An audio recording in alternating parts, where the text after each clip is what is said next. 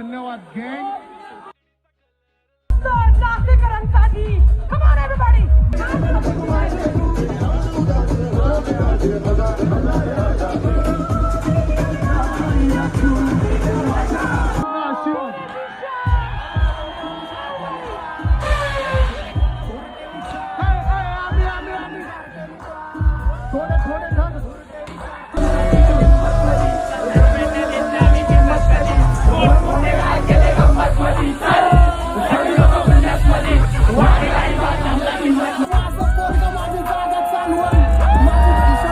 जास्त कुठल्या सिटीवर प्रेम असेल तर ते नाशिक आहे. हा